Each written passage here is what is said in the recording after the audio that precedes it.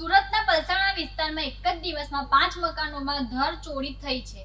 જોડવા ગામે આવેલા રાજ પેલેસ અને નીલકંઠ પેલેસના ઘરોનો તસ્કરોએ નિશાન બનાવ્યું. રોકડા અને સોના ચાંદીની ચોરી સાથે એક શખ્સ સીસીટીવીમાં કેદ થયો છે.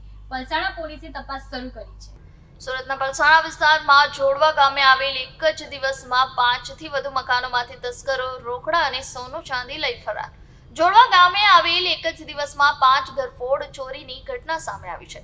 એક જ બિલ્ડિંગમાંથી 4 ઘરને તસ્કરોએ નિશાન બનાવ્યો હતો. જોડવાના બંસી પાર્કમાં આવેલ રાજ પેલેસ બિલ્ડિંગ 4 મકાન તસ્કરોએ નિશાન બનાવ્યા હતા.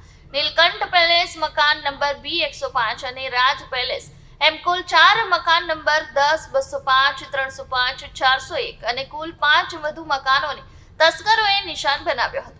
બંસી પાર્કમાં આવેલ નીલકંઠ પેલેસમાં 2 મકાનને તસ્કરોએ નિશાન બનાવ્યો હતો. આ સમગ્ર ઘરફોડ ચોરીની ઘટનામાં એક યુવક સીસીટીવીમાં નજરે ચડ્યો છે. સુરત જિલ્લામાં તસ્કરો બેફામ બન્યા છે. પલસાણા પોલીસને પડકાર નાખતા જોવા મળ્યા છે. પોલીસનો કોઈ ડર ન હોય તેમ એક જ દિવસમાં કુલ 5 ઘરોને નિશાન બનાવવામાં આવ્યા હતા. સ્થાનિકના જણાવ્યા અનુસાર રોકડા સહિત સોનું ચાંદી, મોબાઈલ સહિત મુદ્દામાલ લઈ તસ્કરો ફરાર થઈ ગયા હતા. સમગ્ર ચોરીની ઘટના મામલે સ્થાનિકોએ પલસાણા પોલીસને જાણ કરી હતી. પોલીસ ઘટના સ્થળે આવી વધુ તપાસ હાથ ધરી છે.